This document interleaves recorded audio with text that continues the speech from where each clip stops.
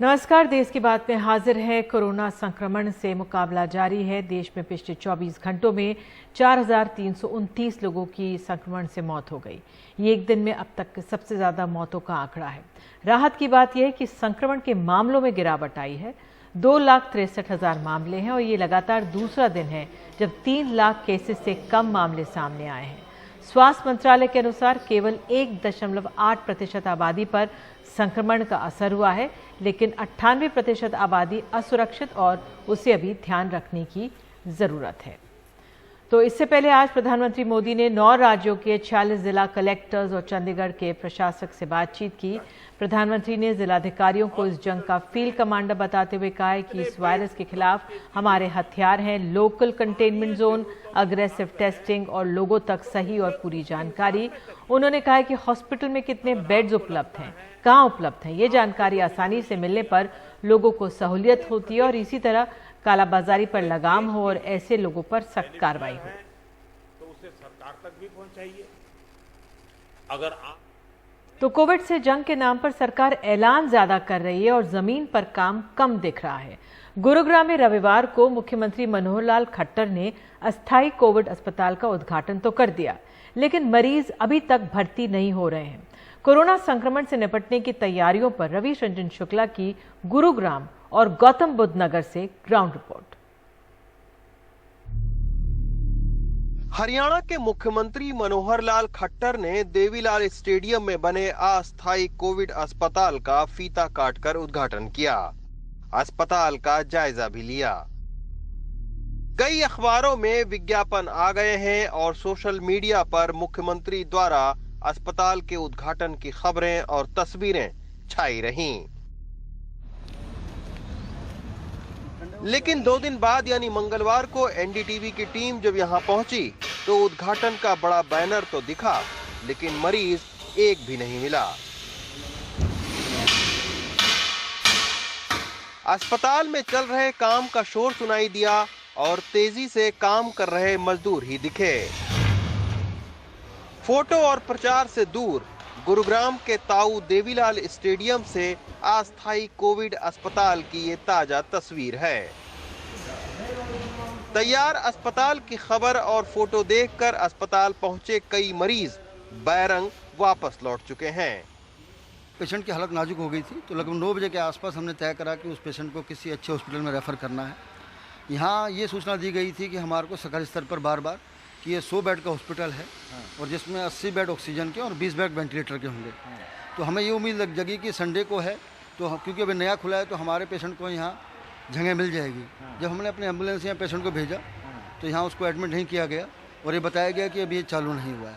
तो उसके बाद जब मैं आपको एक चीज़ बताना चाहूँगा, उसके बाद हमने यहाँ से पेशेंट को सरकारी हॉस्पिटल में भेजा क्योंकि ये उम्मीद थी कि अब थोड़ा पेशेंट कम आ रहे हैं, तो वहाँ भी एडमिट नहीं हुआ और अल्टीमेटली आधे घंटे पेशेंट को वहाँ सेक्टर 10 में वेट करके अल्टीमेटली उसको प्राइवेट हॉस्पिटल में एडमिट कराना पड़ा। तो निश्चित तौर पर अब युद्ध स्तर पर हर जगह पर अस्पताल बनाने चाहिए, जल्दी बनाने चाहिए और जब अस्पताल बनकर तैयार हो जाए, मरीज़ों का दाखिला होने लगे, कृपया तभी आप अपना एडवर्टीज़मेंट और फ़ोटो छपवाइए अखबारों में, वरना इससे मरीज़ों के भीतर भ्रम पैदा होता है और उनका कहना है कि ये एक भद्दा मजाक उनके साथ में किया जाता है। गुरुग्राम कोविड अस्पताल से अब हम चलते हैं गौतम बुद्ध नगर के खंडेरा गांव। कुछ दिन पहले हमने आपको खंडेरा गांव के प्राथमिक स्वास्थ्य केंद्र की ये बदहाल तस्वीर दिखाई थी। मंगलवार को सुबह ही इलाके के बीजेपी विधायक और प्रशासनिक अमला जेसीबी मशीन समेत प्राथमिक स्वास्थ्य केंद्र पहुंचा। आनन फानन में विधायक जी ने अस्पताल के ताले खुलवाए, गंदगी देखा और 2 डॉक्टरों को टेस्टिंग के लिए बैठा दिया गया। लेकिन क्या अस्पताल में सुविधाएं बढ़ेंगी, डॉक्टरों की नियुक्ति होगी, इस सवाल का विधायक जी के पास फिलहाल कोई जवाब नहीं था। कुल मिलाकर गांव में कोरोना से निपटने की कोशिश खानापूर्ति से ज्यादा कुछ नहीं है। इसमें जो गंदगी है, इस गंदगी को भी मैं अपने पास से अपने जेसी बुला करके इस गंदगी को दूर करा रहा हूँ। और यहाँ पर टेस्टिंग होगी, यहाँ पर कोरोना की किट दी जाएगी लोगों को। जब कोरोना समाप्त हो जाएगा तो मैं कोशिश करूँगा कि यहाँ एक MBBS डॉक्टर परमानेंट हो जाए इस टाइप। कोरोना संक्रमण की दूसरी लहर ने हमारी स्वास्थ्य सेवाओं की पोल खोल कर रख दी है, लेकिन उसके बावजूद सरकारें अब भी ठोस कदम उठाने के बजाय प्रचार और फोटो पर ज्यादा जोर देती दिखाई पड़ रही हैं। गुरुग्राम से शशिकांत और दादरी से अरविंद उत्तम के साथ Ravish Ranjan Shukla, NDTV India. Allahabad high court ने कहा है कि उत्तर प्रदेश के गांव, छोटे कस्बों में चिकित्सा सुविधाओं की स्थिति राम भरोसे है। हाईकोर्ट ने गांव की स्वास्थ्य सुविधाओं पर नाराजगी जताई और सरकार से 1 महीने के अंदर हर गांव में इंटेंसिव केयर वाली 2 एम्बुलेंस पहुंचाने को कहा है। हाईकोर्ट ने यूपी के 5 जिलों बहराइच, बाराबंकी, बिजनौर, जौनपुर और श्रावस्ती की स्वास्थ्य सेवाओं पर रिपोर्ट भी मांगी है। अब जौनपुर की बात करें तो यहां एक गांव में 1 महीने में 31 लोगों की मौत हो गई है, क्योंकि टेस्टिंग नहीं होती, इसलिए कोरोना प्रमाणित नहीं होता।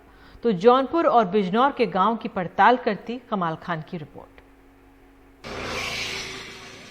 जौनपुर के पश्चिमी छोर से गुजरती गोमती किनारे बसे पिलखिछा गांव में 1 महीने में 31 लोगों की मौत हो गई। ज्यादातर को कोरोना के लक्षण थे, लेकिन टेस्ट नहीं हुआ। भवानी प्रसाद शर्मा के घर 3 लोग गुजर गए। पहले भाई प्रेम सागर शर्मा, बहू रागिनी शर्मा और पत्नी गीता शर्मा। गीता शर्मा 15 अप्रैल को बीमार हुई, 17 को गुजर गईं। अस्पताल तो सारे बंद चल रहे हैं। किसी मेडिकल स्टोर पे नपवाया बीपी बहुत लो था। किसी हार्ट डॉक्टर को संपर्क करने की कोशिश किया, सागन अस्पताल बंद थी, वहाँ प्राइवेट डॉक्टर भी देखने से इनकार कर रहे थे सब। गांव में इतनी मौतों से दहशत है। गांव का शमशान इस दहशत को और बढ़ाता है। यहाँ कोरोना की वजह से दूसरे इलाकों के लोग भी बड़ी तादाद में अंतिम संस्कार करने आते हैं। चाय पान की दुकानें तक बंद हैं। यहाँ गांव वाले फुर्सत में अड्डेबाजी करते थे। रेनू यादव टीचर थीं, पंचायत चुनाव की ड्यूटी में गईं, कोरोना जैसे लक्षण के साथ गुजर गईं। 12 तारीख को ट्रेनिंग किए थे, उसके बाद कहीं नहीं गए, घर पे थे, केवल स्कूल जाते थे, स्कूल से फिर वापस घर पे। जैसे बुखार हुआ था, जैसे उनको दर्द हो रहा था पूरी बॉडी में, इसलिए हम सिटी स्कैन कराए। बाद में दूसरे दिन सांस का प्रॉब्लम होने लगा। इलाके के खुटहन प्राथमिक स्वास्थ्य केंद्र के डॉक्टर बताते हैं कि इस बारे में एसडीएम ने मीटिंग कर गांव में लोगों की टेस्टिंग कराने और उनमें जागरूकता फैलाने के लिए आशा वर्कर को जिम्मेदारी दी है। जितनी आशा संगनियां हैं, इनको जाके क्षेत्र में संदेश देना कि आपके जो भी इस तरह से लक्षण से ग्रसित मरीज हैं, सर्दी, जुकाम, बुखार, सांस फूलने की समस्या से, इनको दवाएं देना। दवाओं देने के साथ साथ लगे हाथ जांच भी करा देना, ताकि ऐसे कोई गंभीर मरीज है तो तुरंत पकड़ में आ जाए जांच में। बिजनौर जिला अस्पताल में कोविड मरीज भरे पड़े हैं, लेकिन यहाँ मरीज और तीमारदार दोनों परेशान हैं। तीमारदार कहते हैं कि स्टाफ काम नहीं करता, ना वक्त पे दवा देता है, ना ऑक्सीजन। नाम है, मेरी मदर जो है हॉस्पिटल में ही गवर्नमेंट जॉब पे सर्विस है, वो उनका भी इलाज नहीं कर पा रहे। इंजेक्शन के लिए कह रहे स्टाफ को बुला रहे, स्टाफ आने को तैयार है। सिलेंडर बदलने के लिए कह रहे सिलेंडर खत्म हो गया है, वो सिलेंडर चेंज करने के लिए तैयार नहीं है कोई। अस्पताल का स्टाफ कहता है कि मरीज ज़्यादा हैं और स्टाफ बहुत कम स्टाफ से इलाज करना बहुत मुश्किल है। तीनों वार्ड में स्टाफ अलग अलग होना चाहिए। अब 2 स्टाफ हैं, तीनों वार्ड देखते हुए दिक्कत आती है। ये 3 वार्ड में कितने मरीज हैं टोटल? 3 वार्ड में इसमें कि एक वार्ड में कम 30 मरीज हैं। किसी में 30 है, किसी में 22 है, किसी में 28 है। हाईकोर्ट ने अपने आदेश में लिखा है कि छोटे शहर और गांवों की स्वास्थ्य सेवा समझने के लिए हमने बिजनौर को टेस्ट केस के तौर पे लिया। बिजनौर शहर की आबादी 9,25,312 है।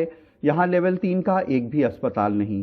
3 सरकारी अस्पतालों में सिर्फ 150 बेड हैं। यहाँ सिर्फ 5 बाईपैप और 2 नेजल कैन्यूला हैं। ग्रामीण बिजनौर की आबादी करीब 32 लाख है। यहाँ 10 CHC हैं, यानी 3 लाख के लिए 1 CHC। 3 लाख की आबादी पे यहाँ सिर्फ 30 बेड हैं। 300 बेड के लिए 17 ऑक्सीजन कॉन्सेंट्रेटर हैं। एक भी बाईपैप नेजल कैन्यूला नहीं है। 300 बेड पे सिर्फ 250 ऑक्सीजन सिलेंडर हैं।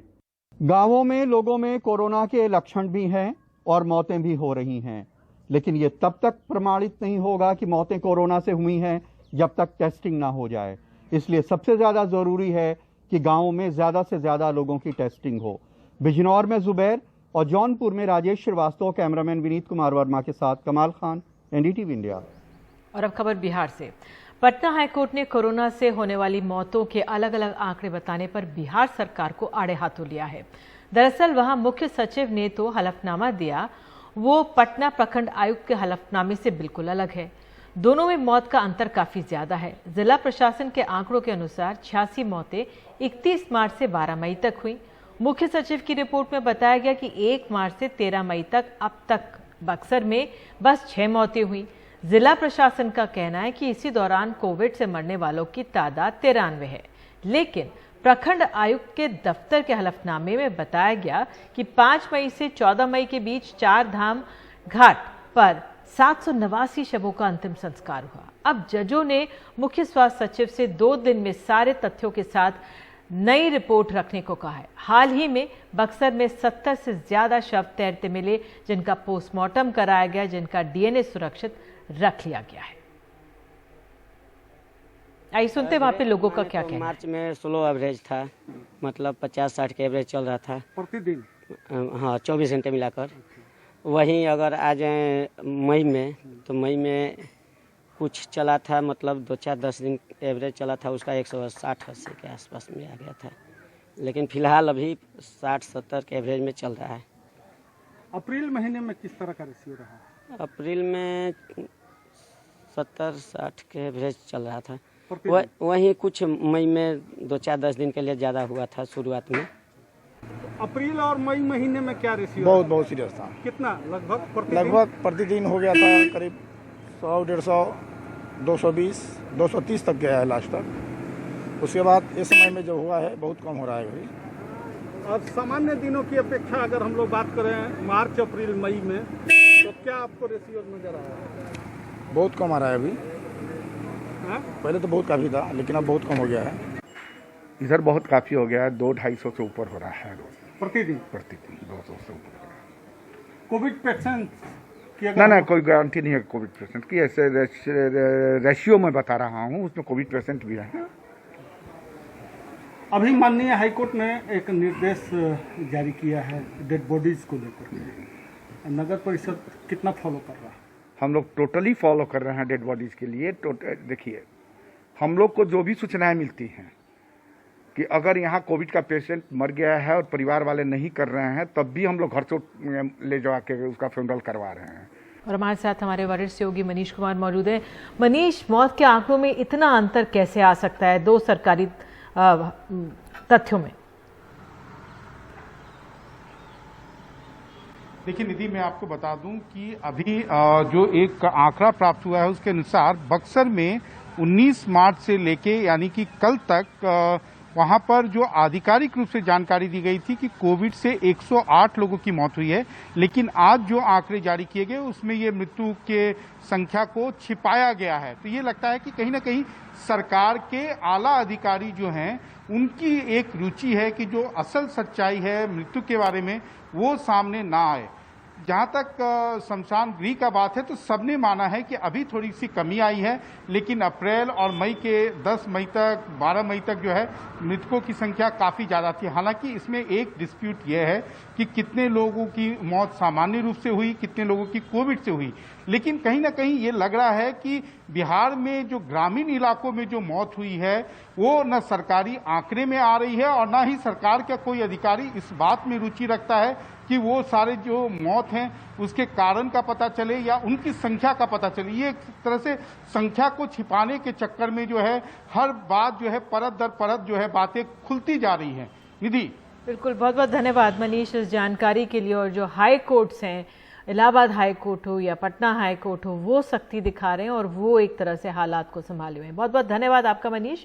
और देश की बात में आगे, बिहार में मुख्यमंत्री वर्चुअल दौरे वो कर रहे हैं, तो ठीक ठाक हालात की हकीकत क्या है, एक और रिपोर्ट आपको दिखाएंगे एक छोटे से ब्रेक के बाद।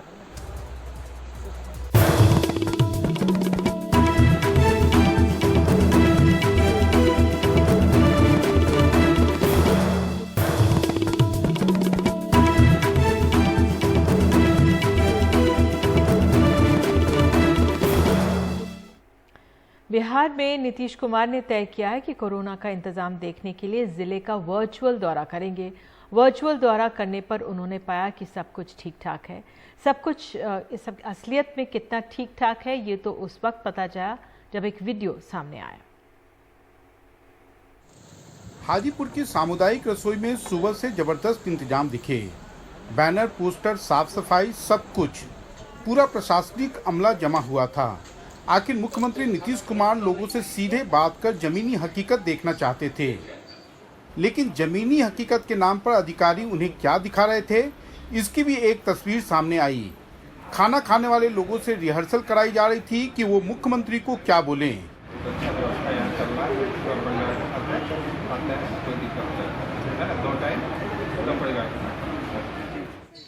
खैर, अधिकारियों ने नीतीश कुमार को सब कुछ दिखाया भी, लोगों से बात भी कराई। अधिकारियों के मुताबिक वो संतुष्ट भी हुए। आज माननीय मुख्यमंत्री जी द्वारा वर्चुअल टूर किया गया 2 सेंटर का, एक हाजीपुर के सेंटर का और एक वैशाली उच्च विद्यालय महुआ। तो माननीय मुख्यमंत्री जी द्वारा दोनों सेंटर का टूर किया गया, वहाँ लोगों से पूछा गया, फीडबैक लिया गया कि किस तरह का व्यवस्था है। किचन का इंस्पेक्शन किया गया कि वहाँ पे साफ़ सफाई की क्या व्यवस्था है, खाना बनाने की क्या व्यवस्था है, और ओवरऑल सब चीज़ संतोषजनक है। तो बिहार बद इंतजामी से ऐसे लड़ता है, अफसर अपने मुख्यमंत्री को एक सुनहरी तस्वीर दिखा देते हैं और मुख्यमंत्री संतुष्ट हो जाते हैं। हाजीपुर से कौशल किशोर के साथ मनीष कुमार की रिपोर्ट। गुजरात के मोरबी से ग्लूकोज और सलाइन से तैयार नकली रेमडेसिविर का शिकार मध्य प्रदेश में केंद्रीय मंत्री प्रहलाद पटेल के भाई और बीजेपी विधायक जालम सिंह पटेल भी हुए हैं। मुख्यमंत्री को खत लिखकर उन्होंने यह दावा किया है। उनका कहना है कि इस वजह से उनके रिश्तेदार की मौत भी हुई है। हालांकि गिरफ्तार आरोपियों पर अब तक हत्या का मामला दर्ज नहीं हुआ है।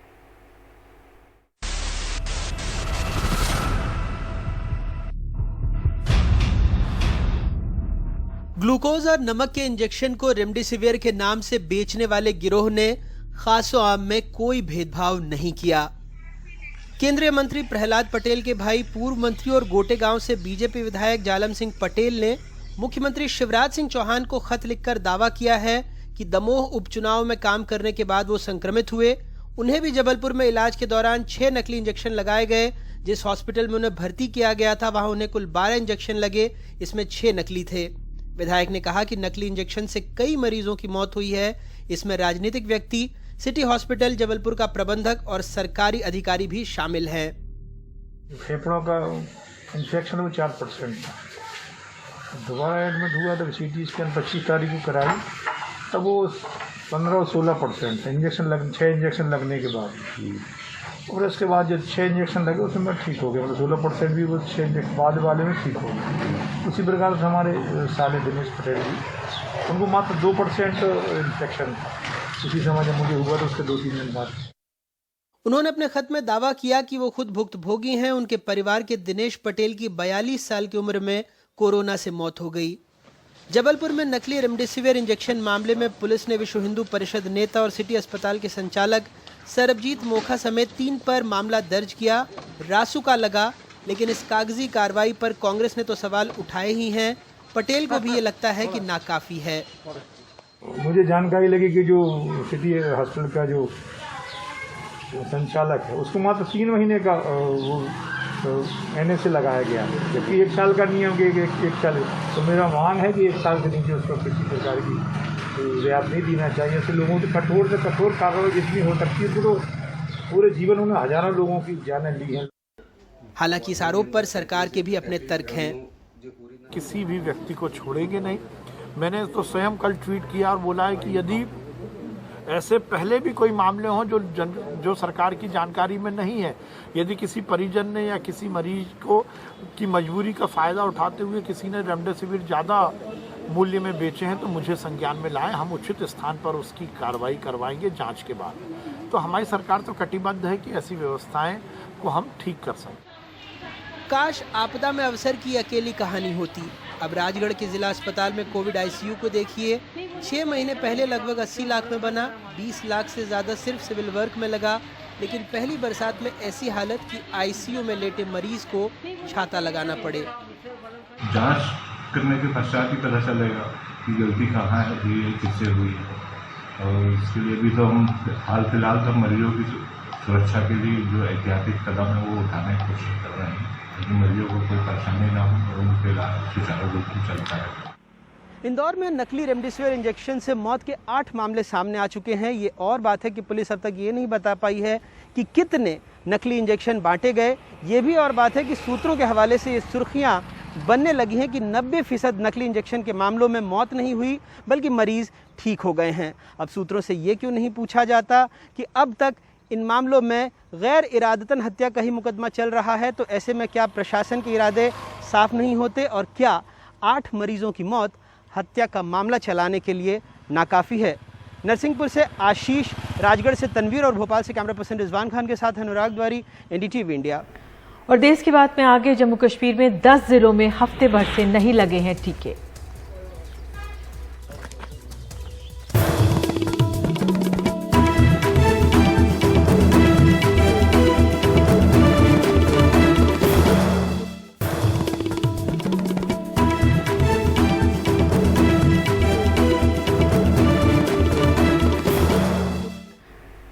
जम्मू कश्मीर में टीकाकरण की रफ्तार थमी है। घाटी में एक सेंटर में तो 11 दिन से नहीं लगे हैं टीके और राज्य में 10 जिलों में हफ्ते भर तक एक भी टीका न लगाने के बाद अब सरकार आंकड़े जारी करने उसने बंद कर दिए हैं। नजीर मसूदी की रिपोर्ट। पिछले 11 दिनों से श्रीनगर अस्पताल का ये टीकाकरण कक्ष बंद है। 8 मई से यहाँ पर टीके मिल ही नहीं रहे हैं। रोजाना 63 साल के अली मोहम्मद, जो पेशे से दर्जी हैं, इस उम्मीद में यहाँ आते हैं कि उन्हें टीका लगाया जाएगा, लेकिन मायूसी ही हाथ लगती है। बढ़ते मामलों को देखकर ये फिक्रमंद हैं, लेकिन वैक्सीन कब मिलेगी ये कोई नहीं बताता। मिलता ही नहीं है किसी जगह, सब जगह अगर जिस जगह जाएगा उस जगह बोलते हैं वैक्सीन नहीं है। वैसे है नहीं, टीवी पर उसे बहुत भाषण देता है। कश्मीर घाटी के 10 जिलों में हफ्ते भर तक एक भी टीका न लगने के बाद अब सरकार ने टीके के आंकड़े ही जारी करना बंद कर दिया है। जम्मू क्षेत्र में भी टीके की कमी है। रविवार को जारी किए सरकारी आंकड़ों के हिसाब से जम्मू में सिर्फ 9000 टीके लगे। अधिकारियों का कहना है कि बुधवार तक टीके आने की उम्मीद है। हालांकि पिछले हफ्ते टीके मिलने में कुछ देरी हुई है, लेकिन मुझे पूरा भरोसा है कि आने वाले दिनों में ये समस्या सुलझ जाएगी। जम्मू कश्मीर में कोविड के नए मामले और मौतें दोनों में ही भारी इजाफा हुआ है। सोमवार को कोविड की वजह से 73 लोगों की मौत हुई, जो अब तक की सबसे ज्यादा मौतें हैं। कश्मीर में पिछले 11 दिनों से वैक्सीन गायब है। सरकार के अपने ही आंकड़े सरकारी दावों की पोल खोल रही है, लेकिन जब सरकार वैक्सीन देने में नाकाम हुई तो उसने वैक्सीन के आंकड़े ही जारी करना बंद कर दिए। श्रीनगर से नजीर मसूदी, एनडीटीवी इंडिया के लिए। म्यूकोरमाइकोसिस यानी ब्लैक फंगस के मामले जैसे ही बढ़े, दवा की मांग भी बढ़ी। बाजार में दवाई की किल्लत है। 13 राज्यों में ही अब तक करीब ब्लैक फंगस के 3500 मामले रिपोर्ट हुए हैं। इस बीच केंद्र सरकार ने साफ किया है कि 1 से 14 मई के दौरान राज्यों को इसके लिए 1 लाख वॉयल्स की सप्लाई की गई। पहले मुंबई, फिर बेंगलुरु और फिर तमाम राज्यों से आ रही है कोरोना के बाद ब्लैक फंगस की शिकायत, जो बिल्कुल जानलेवा हुआ जा रहा है। फिलहाल महाराष्ट्र में 2000 मामले, गुजरात में करीब 600, मध्य प्रदेश में 300 मामले, दिल्ली में 150 के करीब, कर्नाटक में 100, राजस्थान में 100, छत्तीसगढ़ में 76, जिसमें रायपुर में 44 मामले, हरियाणा में 60, बिहार में 50, यूपी में 30 के करीब, झारखंड में 10, आंध्र प्रदेश में 9 और पंजाब से 2 मामले की खबर अब तक है। तो 3 कारण हैं। कोविड अपने आप से जो है थोड़ा सा इम्यूनिटी कम हो जाता है, साथ में डायबिटीज़ हो या डायबिटीज़ बन जाए तो उससे इम्यूनिटी कम हो जाता है, और तीसरा कि अगर कोई दवाई ली जाए जैसे इम्यूनिटी कम हो रही है तो भी जो है इन सबको मेल जोल से अभी आप देख रहे हैं कि म्यूकोरमाइकोसिस, जो नोज़ और आई, नाक और आँख का और ब्रेन का इन्फेक्शन है, ये बहुत ज़्यादा देखने में आ रहा है। शरीर की कम इम्यूनिटी इस बीमारी को न्योता देती है और मामलों में आई तेजी ने बाजार में इसके इंजेक्शन की किल्लत पैदा कर दी है। जैसे कि एकदम से डिमांड बढ़ी है और सप्लाई कम है, क्योंकि जितना भी कंपनीज के पास स्टॉक्स थे वो पहले गुजरात, महाराष्ट्र और एमपी वगैरह जहाँ जहाँ जरूरत पड़ी और जहाँ ये डेवलप हुआ वहाँ चले गए। और जब तक मेरी अभी कंपनियों से अलग अलग बात हुई है, 7 से 8 कंपनीज को बना रही हैं, वेडनेसडे तक इसकी सप्लाई आनी शुरू हो जाएगी नॉर्मल। अब ब्लैक फंगस की दवा की किल्लत को लेकर confederation of all India traders ने स्वास्थ्य मंत्री को चिट्ठी लिखी, मांग की कि केंद्र सरकार इसको अपने कंट्रोल में ले। पिछले 4-5 दिन में हमें हमारी जो एसोसिएशन है, दिल्ली ड्रग ट्रेडर्स एसोसिएशन, उन्होंने बताया कि इसकी डिमांड में बहुत तेजी आई है और ये दवाई बाजार में अवेलेबल नहीं है। कहीं इसकी ब्लैक मार्केटिंग भी ना हो जाए, इस बात को ध्यान में रखते हुए confederation of all India traders ने आज केंद्रीय स्वास्थ्य मंत्री डॉक्टर हर्षवर्धन को एक पत्र लिख करके ये मांग की है कि जो कंपनियां इस दवाई को बनाती हैं, उन कंपनियों की सप्लाई का कंट्रोल केंद्र सरकार अपने हाथ में ले। बीमारी पुरानी है पर कोरोना ने इसके मामले बढ़ा दिए हैं। इलाज लंबा है और खर्च भी महंगा, लिहाजा इसको समझने से लेकर सावधानी बरतनी जरूरी है। नई दिल्ली से परिमल कुमार, एनडीटीवी इंडिया।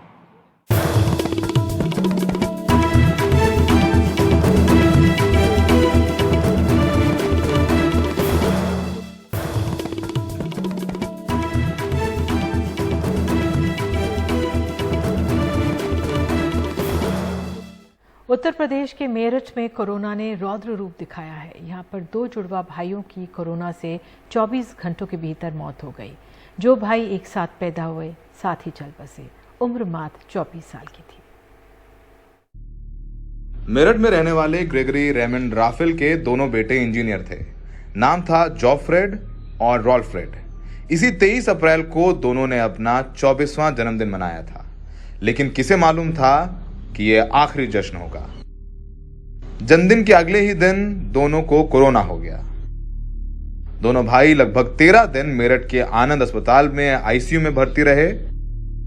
पहले जॉयफ्रेड की मौत हुई और थोड़ा बेहतर हो रहे रॉल्फ्रेड को जब पता चला कि उसका जुड़वा भाई नहीं रहा, तो अगले ही दिन रॉल्फ्रेड ने भी दम तोड़ दिया।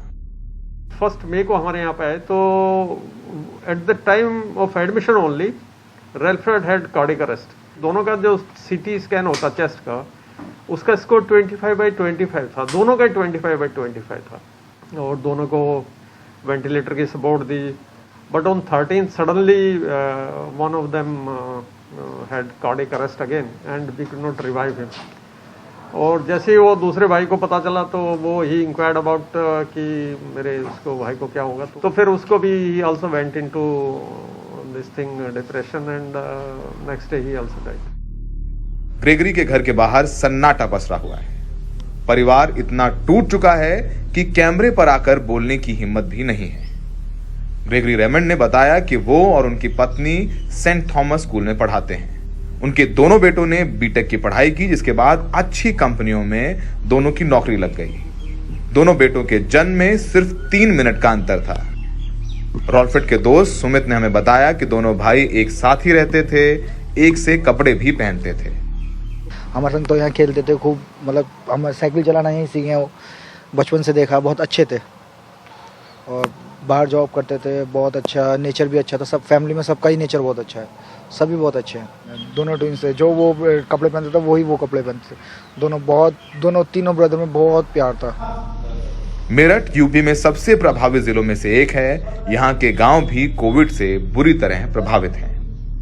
दोनों भाई मेरठ के इसी आनंद हॉस्पिटल में एडमिट थे और डॉक्टर्स की माने तो जब उनको यहाँ पर लाया गया था, तब जो बड़ा भाई था जॉफ्रेड, उसको कार्डियक अरेस्ट हुआ था और दोनों भाई इतना जुड़े हुए थे एक दूसरे से कि एक की मौत का सदमा दूसरा बर्दाश्त नहीं कर सका।